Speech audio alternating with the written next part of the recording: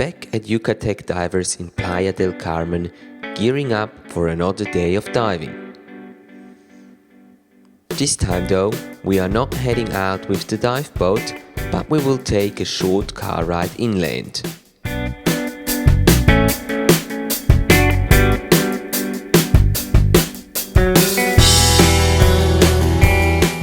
Today, we are going to dive the legendary cenotes of the Yucatan Peninsula.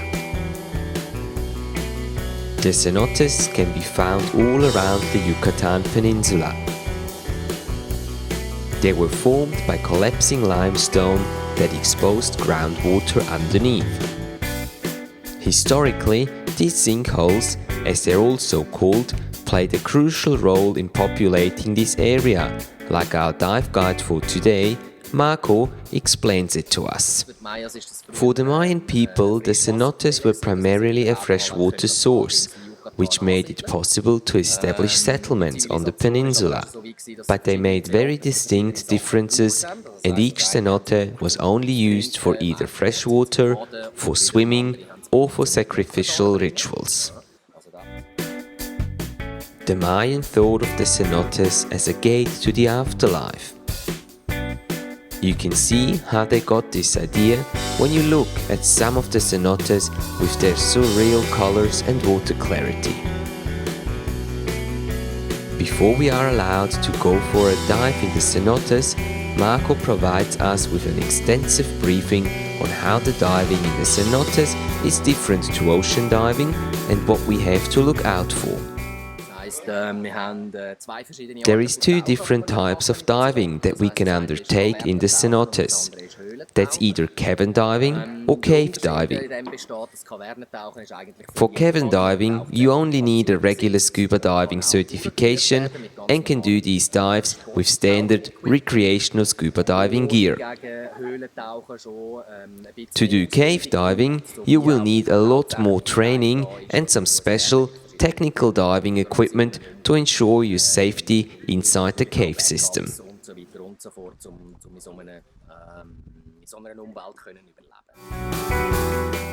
Finally, we can put on our gear and descend down into a world as mystical as I have ever seen it.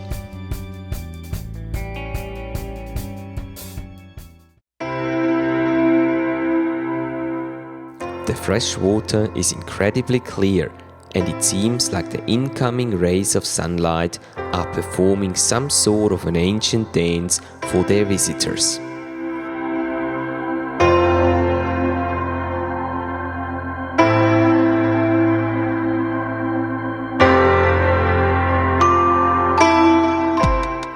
Going deeper into the cavern system, we encounter a phenomenon called haloclines. This is where the fresh water that has been filtered through the limestone meets with the denser and thus heavier salt water coming from the nearby and underground connected ocean.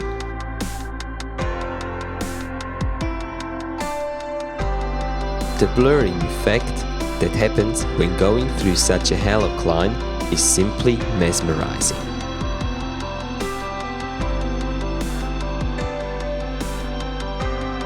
Asked for his personal highlights in the cenotes, Marco says, highlights in the cenotes certainly include the amazing light play that can be observed in many places.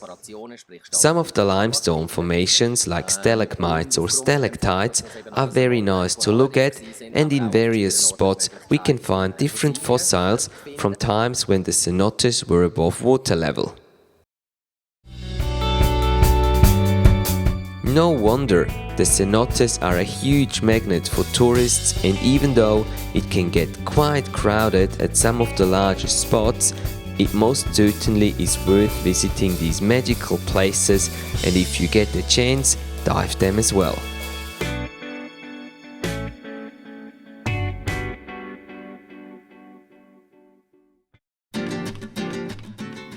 After spending so much time underwater now, I'm heading to Coba and Tulum next.